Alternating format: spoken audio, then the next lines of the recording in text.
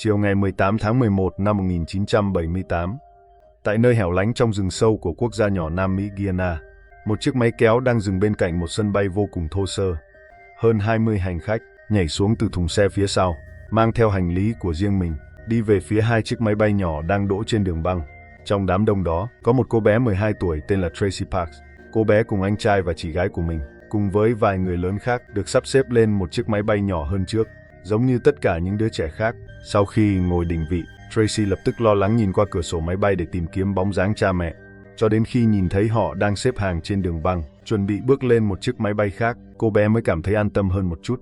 Bởi vì nếu mọi việc suôn sẻ, chỉ vài giờ nữa thôi, gia đình 5 người của họ sẽ có thể cùng nhau trở về Mỹ. Cơn ác mộng kéo dài suốt 12 năm qua cũng sẽ hoàn toàn chấm dứt. Nhưng ngay lúc này, theo sau tiếng gầm rú chói tai của động cơ, một chiếc xe tải chở đầy những kẻ vũ trang lao vào sân bay. Khi xe còn chưa dừng hẳn, những kẻ trên xe đã nhảy xuống, giương súng lên, bắt đầu nổ súng điên cuồng vào máy bay và đám đông vẫn còn trên đường băng. Nhiều người bị trúng đạn nghiêm trọng ngay tại chỗ, ngã xuống đất và không còn cử động. Những người khác vừa hét lên kinh hoàng, vừa bỏ chạy tán loạn. Ngay khi Tracy bị cảnh tượng xảy ra ngoài cửa sổ làm cho bàng hoàng đến sững sờ, thì bên trong khoang máy bay nơi cô bé đang ngồi, một người đàn ông trưởng thành bỗng nhiên đứng dậy, rút một khẩu súng ngắn từ trong người ra, bắt đầu tấn công những hành khách xung quanh. Tiếng súng vang lên trong khoang máy bay chật hẹp. Tracy cảm nhận được bàn tay vốn đang nắm chặt và bảo vệ cô bé của người anh trai đã buông lỏng. Quay đầu nhìn lại, chàng trai này đã ngã gục trong vũng vết máu. Tracy và vài đứa trẻ khác vừa la hét, vừa nhảy khỏi ghế ngồi, loạng choạng lao ra khỏi khoang máy bay để tháo chạy giữ mạng. Nhưng lúc này trên đường băng cũng đã trở thành địa ngục trần gian. Đám đông tháo chạy hỗn loạn, những phát đạn liên tục sượt qua người họ, hạ gục từng người một xuống đất. Trên đường băng cách đó không xa, Tracy nhìn thấy một bóng dáng quen thuộc đang nằm gục. Đó là mẹ của cô ấy. Cô ấy liều mạng chạy đến, trong lòng vẫn ôm một tia hy vọng cuối cùng, rằng mẹ có lẽ chỉ bị ngã mà thôi. Nhưng khi chạy đến gần, cô ấy lại phải chứng kiến sự thật tàn khốc nhất. Một nửa phần đầu của người mẹ đã bị đạn phá hủy. Nạn nhân đã ra đi ngay tại hiện trường. Cô bé 12 tuổi không thể chịu đựng thêm được nữa, ngã quỵ xuống đất, ôm lấy di hài của mẹ mà khóc nức nở, trong khi những phát đạn vẫn tiếp tục lao vun vút qua người cô ấy. Toàn bộ cơn ác mộng này đều bắt nguồn từ 12 năm trước. Cha mẹ của Tracy quyết định mà vợ chồng Parks đã đưa ra, tham gia vào một tổ chức có tên là Đền thờ Nhân dân. Cái tên Đền thờ Nhân dân này, ban đầu khi nghe qua, thực chất hoàn toàn không hề đáng sợ. Tổ chức này do một mục sư có tên là Jim Jones thành lập vào năm 1955. Thời kỳ đó, tại rất nhiều nơi trên nước Mỹ, tình trạng phân biệt chủng tộc còn vô cùng nghiêm trọng. Người da trắng và người da đen cùng làm lễ tại nhà thờ.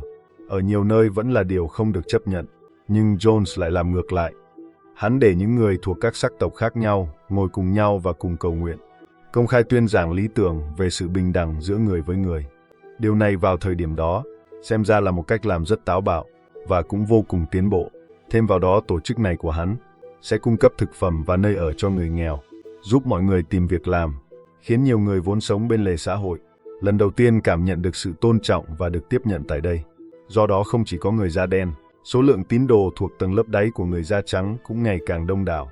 Nhưng về bản chất, Jones là một kẻ có ham muốn quyền lực cực kỳ mãnh liệt để xây dựng địa vị tối cao không thể lay chuyển của mình. Hắn thường xuyên lợi dụng các cơ hội để tạo ra những thứ gọi là phép màu thần kỳ. Ví dụ như, một người phụ nữ trung niên bị liệt phải ngồi xe lăn. Dưới tiếng gọi liên tục của hắn, đã run rẩy đứng dậy, sau đó đẩy chiếc xe lăn ra và bắt đầu bước đi nhanh nhẹn. Tài liệu giải mật nhiều năm sau đó cho thấy, người phụ nữ bị liệt đó thực chất là nhân viên dưới trướng của hắn. Mọi thứ đều đã được dàn dựng từ trước.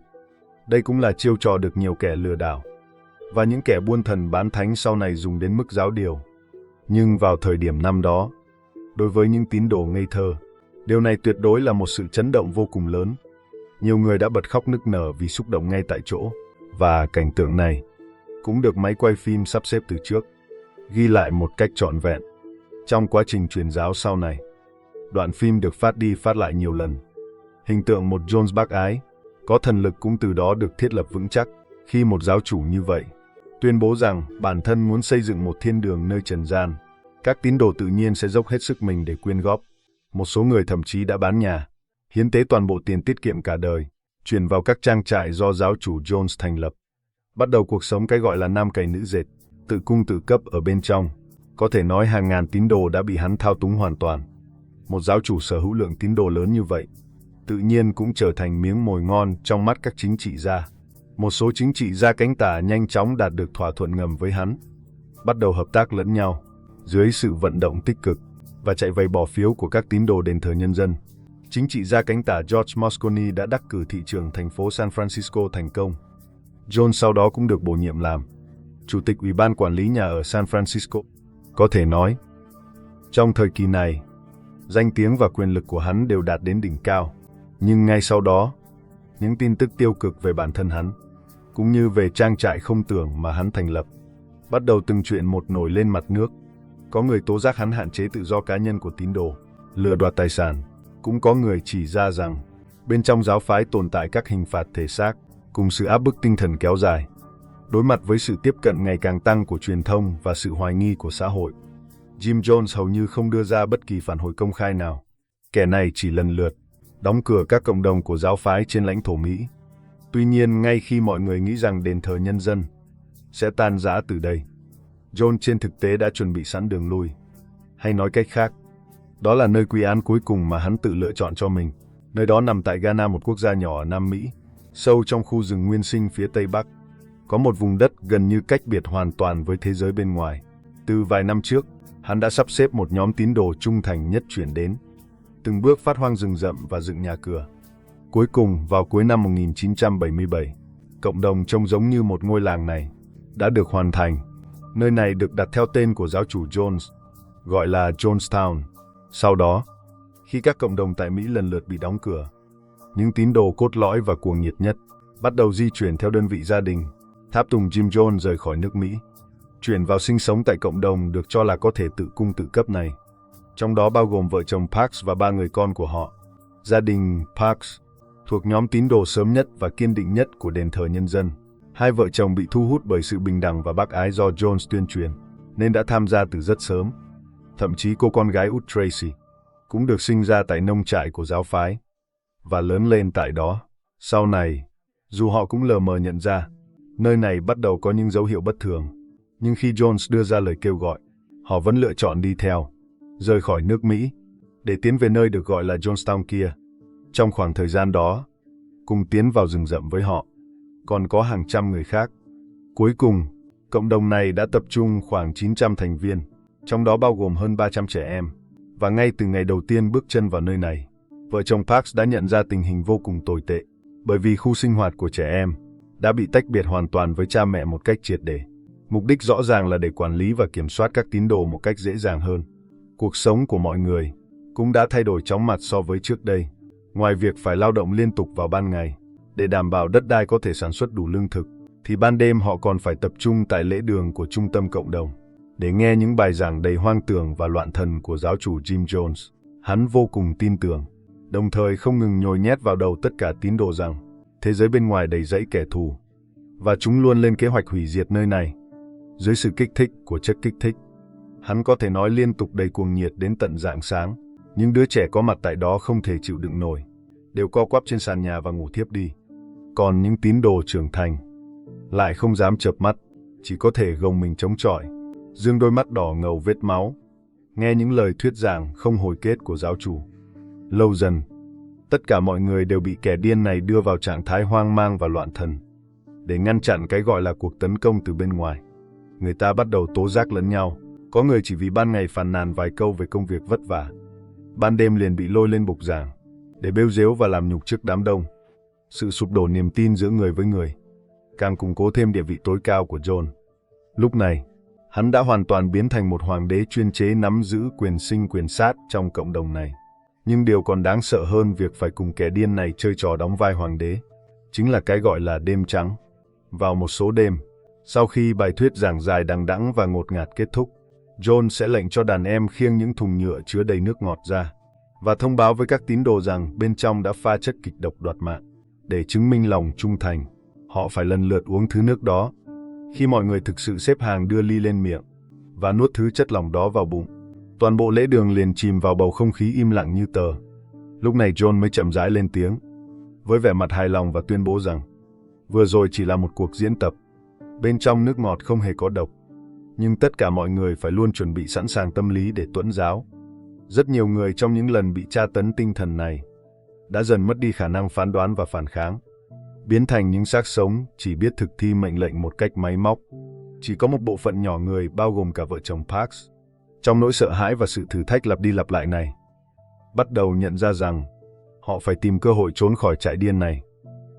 Và cơ hội này đã xuất hiện sau khi họ đến đây trú ngụ được 7 tháng.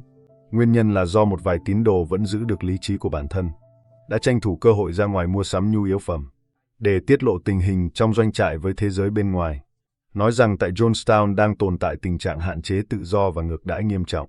Sau khi tin tức này truyền về Mỹ, một lần nữa thu hút sự chú ý của dư luận, nhiều người nhà của các tín đồ cũng bày tỏ sự lo lắng to lớn. Thế là một nghị sĩ quốc hội tên là Leo Ryan đã đề xuất bản thân ông sẽ đích thân đến Jonestown để điều tra xem nơi đó có tồn tại những tình trạng vô nhân đạo này hay không. John dĩ nhiên là cực lực từ chối yêu cầu này, nhưng dưới áp lực liên tục từ nghị sĩ và quốc hội, hắn ta vẫn phải thỏa hiệp. Thế là vào ngày 17 tháng 11 năm 1978, nghị sĩ Ryan đã dẫn theo vài trợ lý của mình, vài phóng viên ảnh, cùng một đội ngũ gồm vài người nhà của tín đồ, tiến vào cộng đồng không tưởng trong truyền thuyết này. Lúc ban đầu, mọi thứ trông đều thật tốt đẹp. Trên mặt mọi người đều tràn ngập nụ cười ôn hòa và mãn nguyện. Trong kho tích trữ đầy thực phẩm và vật tư đủ dùng trong thời gian dài. Hoa màu trên đồng ruộng phát triển tốt tươi.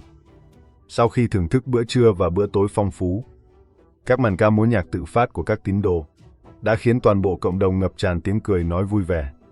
Đối mặt với tất cả điều này, nghị sĩ Ryan cũng bước lên bục phát biểu và thừa nhận ông bị cảm động sâu sắc. Nơi này quả thực rất tốt đẹp. Đám đông bên dưới lúc này cũng bùng nổ tiếng hoan hô và vỗ tay. Jones lúc này chắc chắn cũng thở phào nhẹ nhõm, cảm thấy bản thân đã vượt qua thử thách. Nhưng ngay sau khi bữa tối kết thúc, một mảnh giấy nhỏ thông qua sự chuyển giao của phóng viên đã truyền đến tay của nghị sĩ. Trên đó chỉ có một câu đơn giản: thưa nghị sĩ, xin ông hãy giúp chúng tôi rời khỏi Jonestown. Điều này khiến Ryan nhận ra rằng những tiếng cười nói vui vẻ và nụ cười mãn nguyện kia đều là đang diễn kịch. Quả thực có người bị giam lỏng tại đây, không thể rời đi, cũng không dám công khai cầu cứu. Lúc này dường như Jones cũng đã đánh tiếng được lời đồn. Toàn bộ khu dân cư lập tức trở nên im lặng. Bầu không khí bắt đầu bao trùm sự căng thẳng và sát khí. Phái đoàn khảo sát gần như thức trắng đêm cho đến sáng. Vào thời điểm dự kiến rời khỏi đây, Ryan bắt đầu hành động. Ông kiên định đứng trước đám đông đưa tiễn, tuyên bố bằng giọng nói dứt khoát: nếu có ai muốn rời đi, bây giờ có thể đứng ra, đi cùng với ông. Hiện trường ngay lập tức im phăng phắc như tờ. Nhưng rất nhanh sau đó, từng người một đã bước ra khỏi hàng ngũ. Cuối cùng có tổng cộng 17 người lựa chọn đi theo để rời khỏi. Họ quay về phòng, lấy hành lý đã chuẩn bị từ trước, gia nhập vào đội ngũ của nghị sĩ, trong đó bao gồm cả vợ chồng Parks và các con của họ. Ngay khi họ chuẩn bị rời đi, đám đông bắt đầu hỗn loạn. Nhiều tín đồ bắt đầu lăng mạ những người rời đi. Trong lúc hỗn loạn này, một người đàn ông tên Larry Layton dường như cũng đã thông suốt, bước ra khỏi đám đông, gia nhập vào đội ngũ rời đi. Nhưng thân phận thực sự của hắn thật ra lại là thân tín của Jones và là một trong những kẻ theo đuổi cuồng nhiệt nhất. Nghị sĩ Ryan không phải là một kẻ ngốc. Ông biết dù dùng quyền uy từ thân phận của mình để tạm thời kiểm soát cục diện, nhưng ở nơi đất khách quê người, đối mặt với một nhóm tín đồ bị tẩy não bởi giáo lý tà giáo, tình hình thường sẽ đảo ngược chỉ trong chớp mắt. Vì vậy ông cũng không dám nán lại lâu, lập tức dẫn theo đội ngũ lên xe máy cày, vội vã di chuyển về phía sân bay. Sau khi đến nơi, vài đứa trẻ cùng người đàn ông tên Larry Layton đó đã lên một chiếc máy bay nhỏ hơn, ngay khi những người còn lại xếp hàng chuẩn bị lên một chiếc máy bay khác. Điều họ luôn lo sợ cuối cùng đã xảy ra. Chính là cảnh tượng xuất hiện ở đầu video. Những tín đồ trung thành và cuồng nhiệt nhất dưới trướng Jones, mang theo súng, ngồi xe tải lao đến sân bay, bắt đầu cuộc thảm sát vào đám đông. Trong khi đó, Larry Layton trên chiếc máy bay nhỏ cũng đồng thời rút ra khẩu súng lục giấu sẵn, ra tay đoạt mạng vài đứa trẻ. Nghị sĩ Ryan ở những giây phút cuối cùng vẫn cố gắng ngăn chặn hành vi bạo lực, nhưng trong chớp mắt đã bị bắn gục. Trợ lý đi cùng và các phóng viên cũng lần lượt gặp nạn. May mắn là cuộn băng trong chiếc máy ảnh bị rơi đã không bị hủy hoại và trở thành bằng chứng trực tiếp nhất của bi kịch này. Tất nhiên, cuộc thảm sát này vẫn có những người sống sót, trong đó bao gồm cô bé Tracy 12 tuổi trốn thoát từ chiếc máy bay nhỏ, và chị gái của cô ấy, cùng vài người lớn đã bước lên một chiếc máy bay khác trước đó. Trong đó có cha của Tracy là ông Gerald Parks. Sau đợt tấn công đầu tiên, nhân lúc bọn bảo đồ đang thay đạn, Gerald đã lao xuống từ chiếc máy bay của mình. Ông nhìn thấy người vợ đã quá cố, và cô con gái nhỏ Tracy đang ôm di thể mẹ khóc nức nở. Cùng cô con gái lớn Brenda đang đứng bàng hoàng một bên. Gerald vội vàng lao tới, đón lấy di thể người vợ từ tay con gái. Sau đó chỉ tay về phía rừng rậm, ra lệnh cho con gái lớn mau chóng dẫn em gái chạy trốn. Nhìn hai chị em, cùng vài đứa trẻ khác chạy vào rừng rậm. Gerald vừa hét lớn để thu hút sự chú ý của những kẻ tấn công, vừa chạy vào vùng rừng ở phía bên kia. Bởi vì trong vô số những đêm trước đó, lũ trẻ đều ngủ thiếp đi trong lời thuyết giảng cuồng loạn của Jones. Cho nên ngay cả khi đã trốn vào rừng rậm, những lời đe dọa của Jones rằng các tín đồ không bao giờ có thể trốn thoát khỏi đây. Họ tuyệt đối không thể bước ra khỏi khu rừng. Dù thế nào đi nữa cũng sẽ bị bắt trở lại. Vẫn như lời thì thầm của ác quỷ vang vọng trong tâm trí lũ trẻ, khiến chúng hoảng sợ không dám dừng lại. Những lúc kiệt sức, chỉ dám cuộn tròn trong hốc cây nghỉ ngơi đôi chút. Khi trực thăng của cảnh sát tìm kiếm họ bay qua đỉnh đầu, họ vẫn vì sợ hãi mà chui vào lùm cây để ẩn nấp. Từ đó hết lần này đến lần khác bỏ lỡ cơ hội được giải cứu. Mà lúc đó họ không hề biết rằng, vào thời điểm này tại vùng đất được coi là Utopia mang tên Jonestown, một thảm kịch chấn động thế giới đang diễn ra. Sau khi biết tin vị nghị sĩ qua đời, Jones cũng nhận ra bản thân đã gây ra một tai họa không thể cứu vãn. Vì vậy hắn đã tập hợp tất cả tín đồ vào trong lễ đường. Giống như vô số lần diễn tập trước đó, hắn đem ra loại thức uống thực sự có pha chất độc chí mạng. Dưới những lời hối thúc lặp đi lặp lại đầy hoang tưởng của hắn, các tín đồ lần lượt uống vào. Một số người đã hối hận vào phút chót, khóc lóc cầu xin được sống. Nhưng đối mặt với họng súng đen ngóm, họ cũng chỉ đành uống cạn. Và đáng thương nhất, chính là hơn 300 đứa trẻ trong khu trại.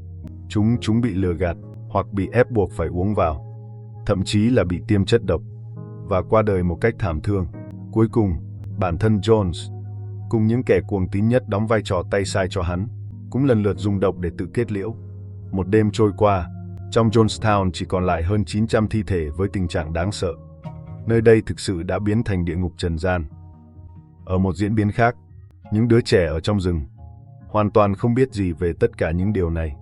Chúng vẫn đang nỗ lực chiến đấu vì sự sống của chính mình. Tình trạng đói và mất nước kéo dài khiến chúng trở nên vô cùng kiệt quệ.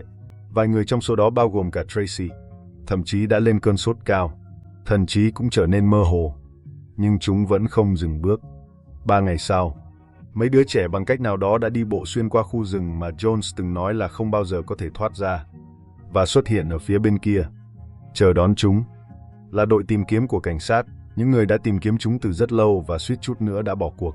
Chúng cuối cùng đã được cứu. Tuy nhiên sự an toàn về thể xác không đồng nghĩa với việc tinh thần cũng được cứu rỗi. Ký ức nhuốm màu đau thương thời thơ ấu này đã gây ra chấn thương tâm lý nặng nề cho tất cả bọn họ, khiến cho vài người sống sót, nếu không trở thành kẻ gây ra những vụ án gia đình nghiêm trọng về sau, thì cũng là trong quá trình thực hiện hành vi phạm tội, đã bị cảnh sát tiêu diệt. Rất khó để có một kết cục tốt đẹp. May mắn thay số phận bi kịch như vậy, điều đó đã không lặp lại với gia đình Parks. Sau khi Tracy và chị gái Brenda trưởng thành, họ đều làm việc trong lĩnh vực chăm sóc và giáo dục trẻ nhỏ. Thông qua việc chăm sóc ân cần cho những đứa trẻ ngây thơ, họ cũng chữa lành những tổn thương trong tâm hồn mình. Cha của họ, ông Gerald, cũng đã sống sót. Ông dành tâm sức nuôi dạy các con gái khôn lớn. Sau đó ông còn gánh vác trách nhiệm chăm sóc các cháu, và thậm chí là cả các chắt. Gia đình này đã chứng minh bằng hành động thực tế rằng, cho dù đã phải trải qua những tổn thương đen tối và bi thảm nhất, chúng ta vẫn có thể đối đãi tử tế với thế giới này. Chương trình hôm nay xin được khép lại tại đây. Một lần nữa chân thành cảm ơn sự ủng hộ và khích lệ của mọi người. Hẹn gặp lại quý vị trong video tiếp theo.